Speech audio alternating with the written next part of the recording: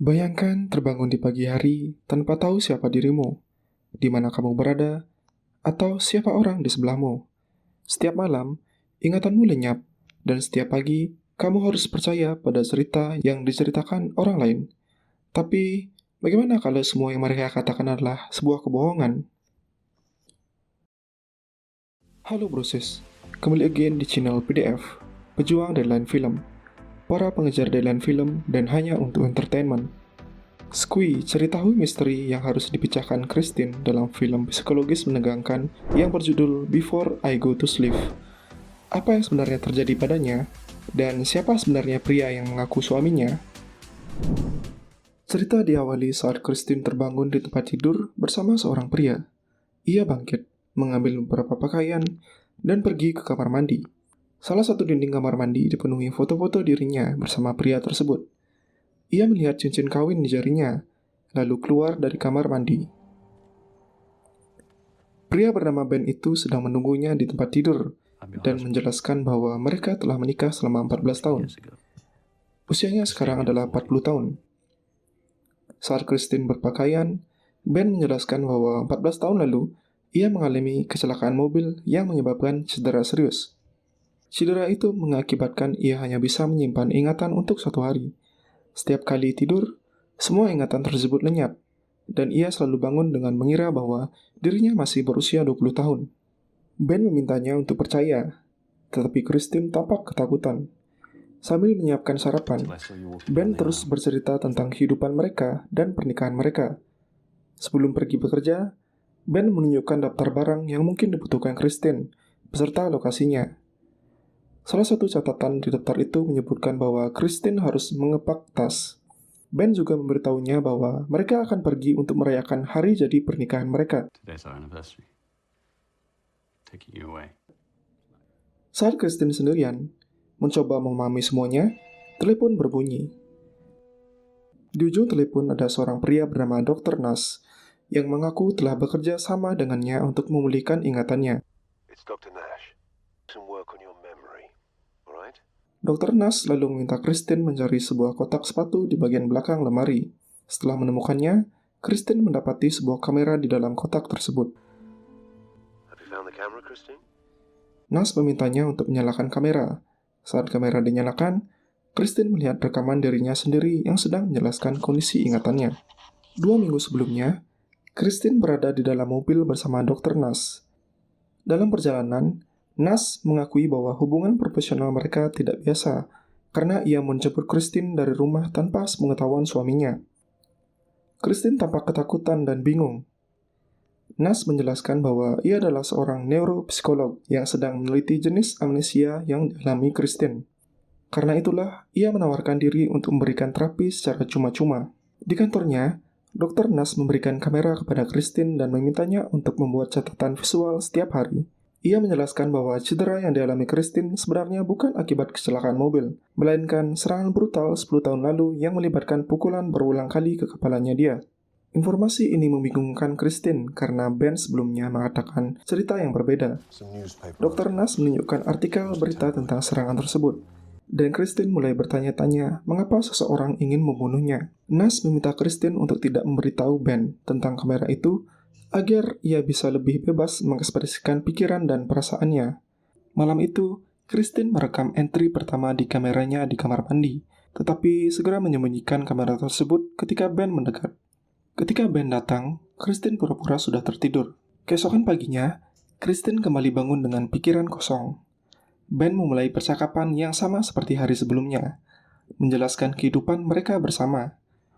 Christine merasa kecewa karena tidak mengerti apa yang ia lakukan setiap hari. Kemudian, di dalam mobil bersama Dr. Nas, Christine menonton rekaman yang dibuatnya. Ia menyadari bahwa tanpa rekaman tersebut, ia akan percaya sepenuhnya pada cerita yang Ben ceritakan, termasuk kecelakaan mobil. Ia bertanya-tanya apakah ada kebohongan lain yang belum ia ketahui. Dr. Nas mengusulkan untuk mengunjungi tempat di mana serangan terjadi, dengan harapan hal itu dapat memicu ingatannya. Ketika tiba di lokasi, penjaga kompleks menunjukkan tempat di mana Christine ditemukan dalam keadaan terluka parah. Penjaga itu menjelaskan bahwa ia ditemukan dalam keadaan telanjang, hanya terbungkus spray, dan berlumuran darah. Di dalam mobil, Dr. Nas menyebut kemungkinan Kristen sedang berselingkuh, karena laporan medis menunjukkan adanya hubungan seksual sebelum serangan. Namun, Kristen merasa sulit mempercayai bahwa ia adalah orang yang tidak setia. Setelah beberapa hari berlalu, Kristen mulai mengingat hal-hal kecil seperti seorang pria dengan bekas luka di wajahnya. Ketika ia bertanya kepada Ben tentang seorang teman bernama Claire, Ben tampak tidak nyaman. Ia akhirnya mengakui bahwa Claire pernah menjadi teman baik Kristen, tapi mereka telah kehilangan kontak. Kristen mulai merasa curiga terhadap Ben, karena banyaknya informasi yang disembunyikan darinya.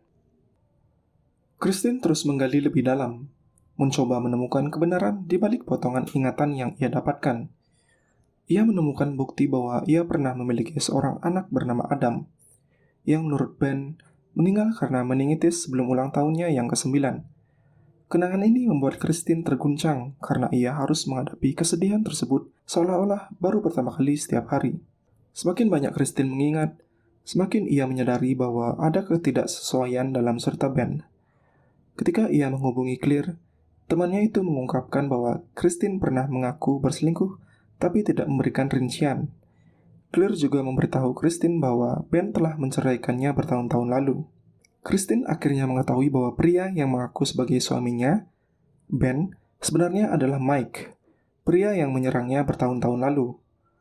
Mike menculik Kristen dari fasilitas perawatan, berpura-pura menjadi Ben, dan membangun rutinitas manipulatif untuk mengontrol hidupnya. Ben asli menceraikan Kristen setelah ia mengalami trauma parah akibat serangan brutal, karena sulit menghadapinya dan merawat Kristen dalam kondisinya yang kompleks. Mike memanfaatkan situasi ini untuk menculik Kristen dari fasilitas perawatan, lalu memanipulasinya dengan berpura-pura menjadi Ben. Dalam adegan klimaks, Kristen menghadapi Mike di rumah. Ketika Mike mencoba menyerangnya lagi, Kristen berhasil melawannya. Dalam pertarungan sengit, ia menggunakan semua keberanian dan kekuatannya untuk membela diri. Dengan cerdas, Kristen memanfaatkan benda-benda di sekitarnya untuk melumpuhkan Mike, membuatnya tidak berdaya hingga bantuan datang. Setelah kejadian itu, polisi menangkap Mike, dan Kristen dibawa ke tempat aman. Trauma yang ia alami tidak langsung hilang, tapi Kristen mulai mendapatkan kembali ingatan-ingatannya, termasuk kenangan bahagia tentang keluarganya. Di akhir cerita, ia dipertemukan kembali dengan putranya, Adam, yang ternyata masih hidup. Pertemuan ini menjadi simbol harapan dan awal baru bagi Kristen untuk memulai hidupnya kembali.